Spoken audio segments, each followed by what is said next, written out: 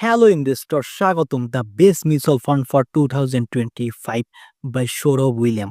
এই ভিডিওতে আমরা জানবো আমাদের মিড ক্যাপ মিউচুয়াল ফান্ডের বাছাই করার পদ্ধতি আর কোন কোন মানুষদের জন্য এটা সঠিক, হু ইজ ইট ফর, আর তৃতীয়ত আমরা কোন ফান্ডটা বাছাই করে সিলেক্ট করেছি। নাম্বার 1, এখন এই যে ক্যাটাগরি আছে কিছু বছর আগে রিক্লাসিফাই হয়েছে, এখন এই রিক্লাসিফিকেশনের পর এই যে মিড ক্যাপ ফান্ড আছে এই 80% বা ওর থেকে বেশি ওই সমস্ত কোম্পানিগুলোতে ইনভেস্ট করতে পারে যেগুলো ভারতের মার্কেট ক্যাপওয়াইজ টপ মার্কেটের 100 থেকে শুরু করে 250 পর্যন্ত র্যাঙ্কিং রাখে স্টক মার্কেটে। এর মানে যে মার্কেট ক্যাপওয়াইজ টপ সব থেকে বড় 100 কোম্পানি আছে সেগুলো তো লার্জ ক্যাপ হয়ে গেল, আর যে 150 কোম্পানি আছে 101 থেকে শুরু করে 250 পর্যন্ত সেগুলোকে তো মিড ক্যাপ হিসেবে ধরা হয়।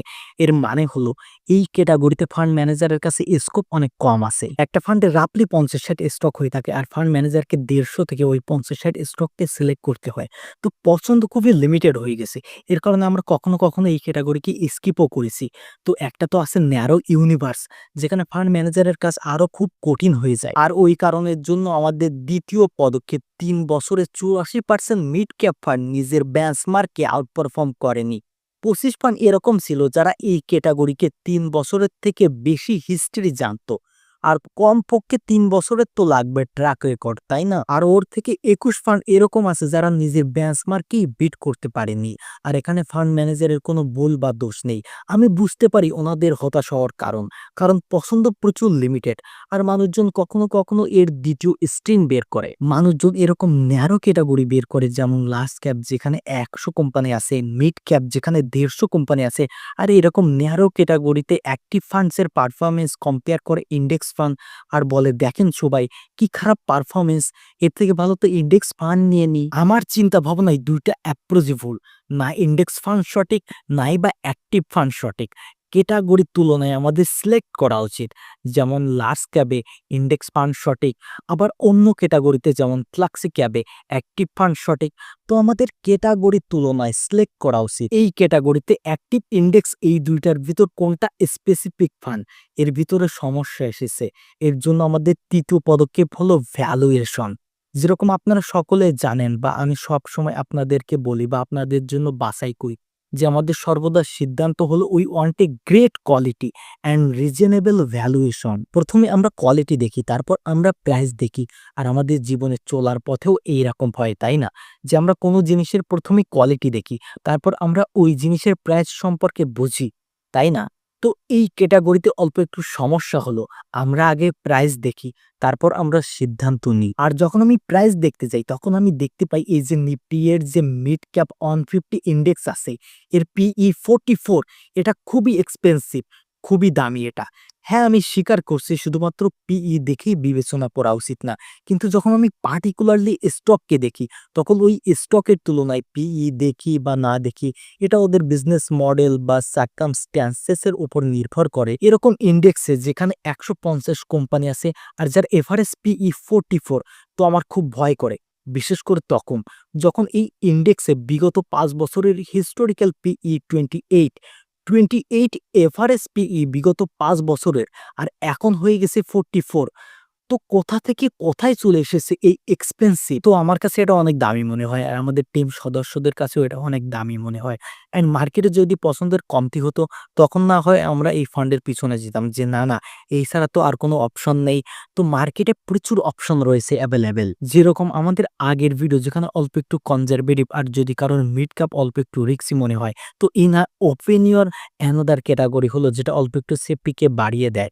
অবশ্য রিটার্নস অন এভারেজ একটু কম হবে, কিন্তু is worth the inquiries safety. আর ফান্ড ম্যানেজারও অনেক বেশি লিবারিটি পায়। তো ওই ক্যাটাগরি হলো large as mid cap fund, যেখানে লার্জ ক্যাপের 100 কোম্পানি আছে আর 150 মিড ক্যাপ কোম্পানি আছে। তো fund manager gets 250 company to choose from. তো যদি আপনি অ্যাক্টিভ ফান্ডের দিকে যান তাহলে that is a better category. আর আপনি যদি মনে করেন যে না না, আমি তো এত সুরক্ষা চাই না, আমি তো রিস্ক নিতে পারি, আমার তো সে সামর্থ্য আছে, আমি অল্প একটু রিস্ক নিয়ে অল্প একটু বেশি আয় করতে চাই, তাহলে দেন আই থিঙ্ক আর next category will be better. যদি আমি রিস্ক প্রোফাইলের কথা বলি তাহলে এভারেজ আউট সিমিলার রিস্ক হবে, আর সেটা হলো মাল্টি ক্যাপ বা ফ্ল্যাক্সি ক্যাপ ক্যাটাগরি। কারণ ওর ভিতরে লাস্ট ক্যাপে ইনভেস্ট হচ্ছে যেটা একদমই সেফ, আর মিড ক্যাপে ইনভেস্ট হচ্ছে যেটা এই ক্যাটাগরি সিমিলার, আর স্মল ক্যাপে ইনভেস্ট হচ্ছে যেটা এই ক্যাটাগরি থেকে একটু বেশি রিস্কি। তো ওখানে রিস্ক রিওয়ার্ড বেটার ব্যালেন্স হয়ে থাকে। অলসো আমি এটা বলতে চাই কারণ ফান্ড ম্যানেজারের কাছে ইউনিভার্স বিশাল বড় হয়ে থাকে, সব থেকে বড় হয়ে থাকে, আর ফান্ড ম্যানেজার নিজের দক্ষতা, নিজের স্কিল সঠিকভাবে স্বাভাবিকভাবে দেখাতে পারে। তো এই বছরেও unfortunately we will have to give this category আর মিস। আর আমরা যতই চাই না কেন উই ডোন্ট ফিল কমফোর্টেবল যে আমরা এই ক্যাটাগরিতে কোনো প্রকার ফান্ড সাজেশন করব না। থ্যাঙ্কফুলি আমাদের কোনো এএমসি থেকে, কোনো মিউচুয়াল ফান্ড থেকে কারোর সঙ্গে কোনো প্রকার সম্পর্ক হয় না। তো this series, this episode built on trust and integrity. তো যদি কোনো ক্যাটাগরিতে আমাদের কোনো ফান্ড পছন্দ না হয় তাহলে সেটা বাদ আমাদের কেউ বলতে পারবে না যে বলো এই ক্যাটাগরিতে কি হবে। তো এই বছরে because of the valuation we don't feel comfortable recommending any fund in this category. যদি আপনার মনে হয় যে আপনি অল্প একটু কনজারভেটিভ তাহলে large and mid cap fund, আর যদি আপনার কাছে মনে হয় যে আপনি মিড ক্যাপ যেমন রিস্ক নিতে চান তাহলে ফ্ল্যাক্সি ক্যাপ বা মাল্টি ক্যাপ ক্যাটাগরিতে আমরা ফান্ড সাজেশন করেছি। তো আপনারা ওই ক্যাটাগরিগুলো দেখতে পারেন, ডেসক্রিপশনে ভিডিওর লিঙ্ক আছে। যদি আপনি নিজের সোনা গোল্ডের পরিকল্পনা খুব সুন্দর ও সহজভাবে করতে চান, কতটা রিস্ক নেওয়া উচিত সেই সমস্ত বিষয়বস্তু বুঝতে ও জানতে চান, আয়ত্ত করতে চান, নিজের একটা সাধারণত do it your self financial plan খুব সহজে বানাতে চান, আর ওই পরিকল্পনা ফলো করার ডিসিপ্লিন আনতে চান, তাহলে আমাকে বেশি বেশি করে কমেন্ট করে জানান যে গোল্ড ইনভেস্টিং এর ভিডিও কি আপনারা চান। দেখা হচ্ছে এর পরের ভিডিওতে। ধন্যবাদ সবাইকে। Yeah, I know sometimes